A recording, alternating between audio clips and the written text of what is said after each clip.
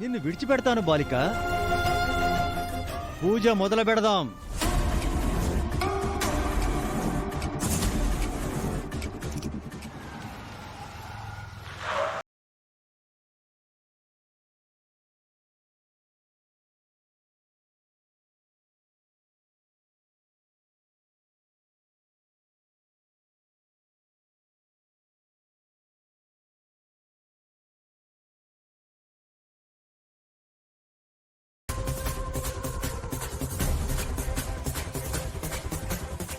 అక్షయ మన కూతురని తెలిసిన తర్వాత ఎప్పుడెప్పుడు తనని కలుస్తానా అని మనసుకి ఆరాటంగా ఉంది బావా.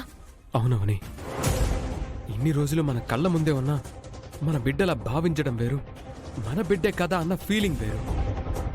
నాకు కూడా అక్షయ్ని ఎప్పుడెప్పుడు దగ్గరికి తీసుకుంటానా అని చాలా ఆతృతగా ఉంది. వికాస్ వాళ్ళు అక్షయ్ని ఎక్కడికి తీసుకెళ్లారో ఆ దారి మనకెలా తెలుస్తుంది బావా? అదే అర్థం కావట్లేదు అవని. దేవుడా, నా బిడ్డని చేరుకునే మార్గం ఏదైనా ఉంటే చూపించు.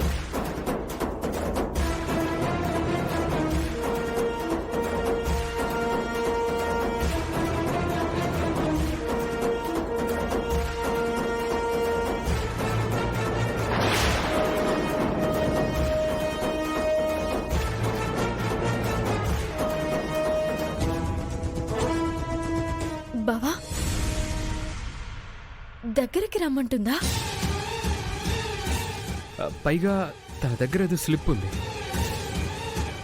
మన కోసం ఏదో సమాచారం తీసుకొచ్చినట్టు అనిపిస్తుంది బావా. అవునవని, స్లిప్లో ఏముందో చూద్దాం.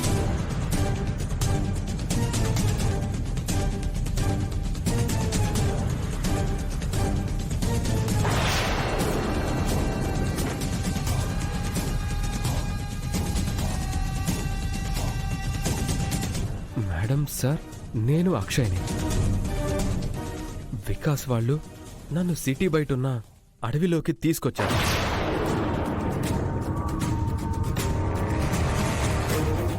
నాకు భయంగా ఉంది. తొందరగా వచ్చి నన్ను కాపాడండి.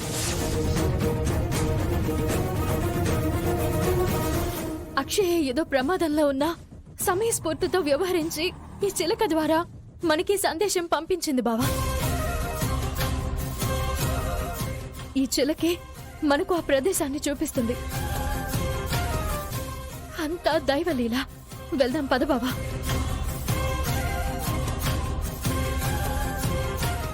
చిలకమ్మా, నీ వెంటే వస్తాం. పదమ్మా. దైవం నీ రూపంలో వచ్చి ఇలా సహాయం చేస్తుంది.